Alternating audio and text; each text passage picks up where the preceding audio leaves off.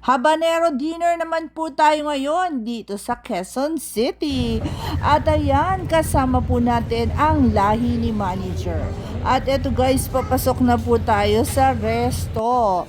Ang ambience po dito madilaw-dilaw. Ang ibig sabihin ko po pala ay madilaw ang ilaw, hindi po kulay puti. At maganda naman po ang place.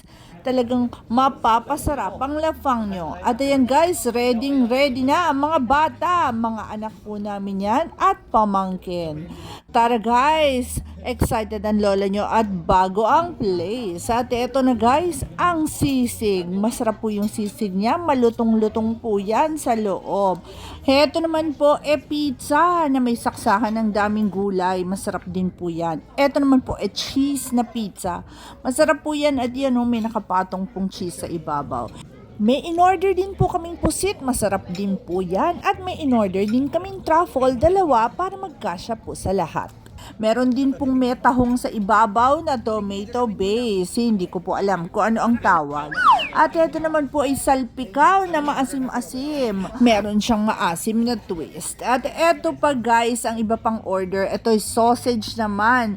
Medyo maanghang nga lang po ito kaya takot po kami sa maanghang. At eto lengwa. Kita nyo may twist yung lengwa. May kamatis at itlog. 3 order po ang in-order namin para magkasya po sa aming lahat. At syempre, nag-selfie kami. At ito ang lilinis ng aming mga plato. Parang hindi ata kami gutom.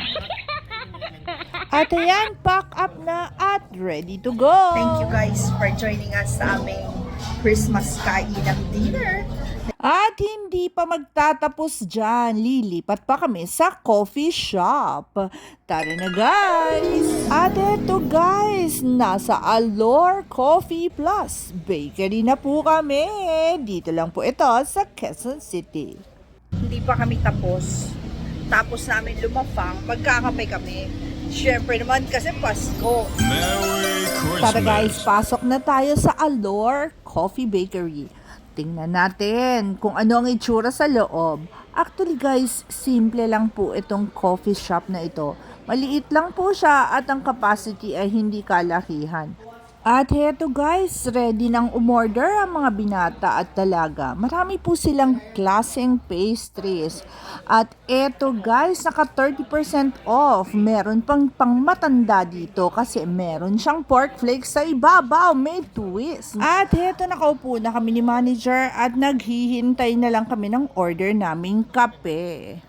At ayan guys, ang price list, hindi po siya kamahalan, affordable naman, hindi naman sobrang mura pero swak sa ating bulsa. At ayan guys, dumating na ang mga order ng mga binata at dalaga at syempre ang lola nyo, feeling social. Matapang siya. Sarap.